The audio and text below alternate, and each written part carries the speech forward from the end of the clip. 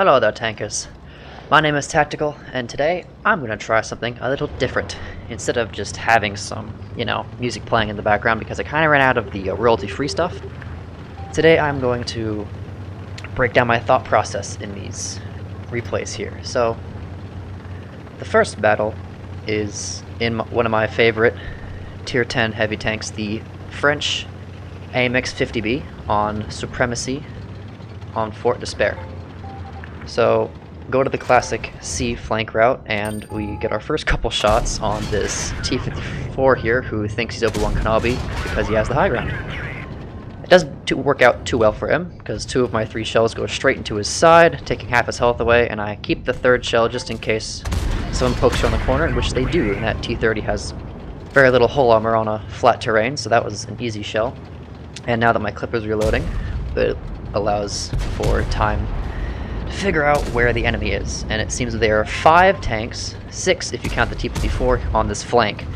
So knowing that, I valiantly rush toward the C-cap and dump all 3 of my shells into that poor T-30, who does hit me for a very nasty high roll, which is followed by a subsequent shot from the IS-8, which removes half my health. However, we are taking C, which is good.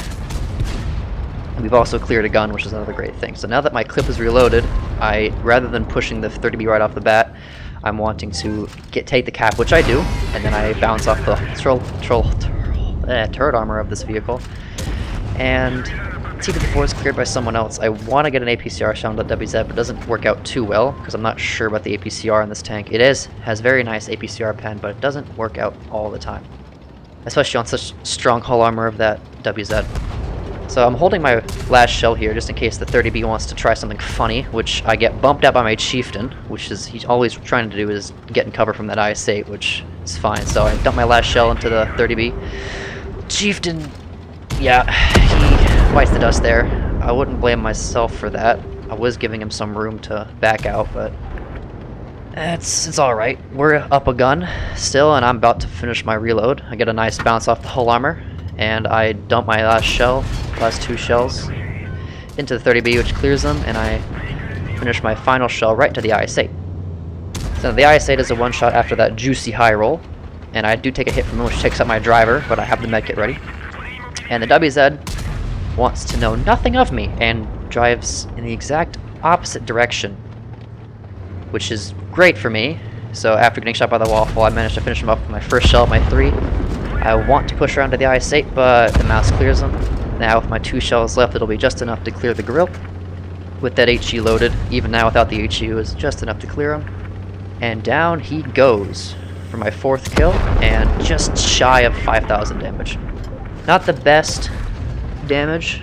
I could have done more, but an ace nonetheless. Top gun, high caliber. More than double of the 2nd highest on our team. And here's just the stats of it. The 6th tank, I don't remember what it was, because I never saw it or shot at it, but I did get at least 1 shot at everyone else. Castilla, which normally when you think of a heavy tank on Castilla, you want to go to the windmill on Seaside, but seeing as how the 50B is more of a medium than anything else, I vouch to go for the A side, which I'm immediately greeted by a bat chat, which rushes our T-92. And then I greet him with a lovely 1,200 average clip potential, which completely decimates the bat chat. However, I do take a shot from the IS-8, which is a bit sad to say the least, but it was much outweighs the fact that I just murdered a bat chat. So T-92 is holding off the other bat chat from pushing.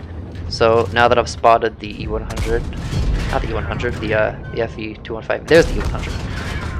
And there's the FV, which I sneak an HE shell, and he's not running Spalliner, which I don't know why he isn't. But the IS-8 is extremely overextending to get a shot into me. He low rolls for 317, but now the E100 is also an A-cap, and I'm still reloading. However, none of them want to know me at the moment. And after the E100 fires, which gives me plenty of time to dump my clip into any one of them. And I vow to go for the IS-8, because he has lower health. The E100's full health at the moment. I really don't want to damage him. The team can deal with them later, but I want to clear a gun as fast as I can. So now that IS is a one-shot, I did take a hit from the E100, but that's fine. Our Koff Panzer dies, so now we're both even on the guns. T-55A is right here, and using my gun depression, I'm able to smack him in the face. Well, T-62A, not T-55A, sorry. And E-100 is still staying in the cap, and he just fired, so I can easily pull over and put my last shell right into that ISA. And the T-62A calls me a rat, which is funny, because this tank is the exact opposite of a rat in size and the power it brings to the battlefield. And, yep. Give him a little taste of his own medicine there, and now I get to just slam some HE shells into the FE, which I managed to miss my last shell, which is a bit depressing. But they're both one shots. I've got one shell left. E-100's dead, so that kind of takes care of what I won't need to go for right now. And he is raising his gun up in the air. T-62A does manage to kill him, and now I'm reloading against a full health Tier 9 Batchat. Now with the speed boost, I'm able to get quickly up to 50 kilometers an hour, and I will easily be able to clear the hill. And now, with the Batchat's little to no armor, these HE shells shall tear through him rather easily, and down he goes for just breaching 5,000 damage with 5 kills.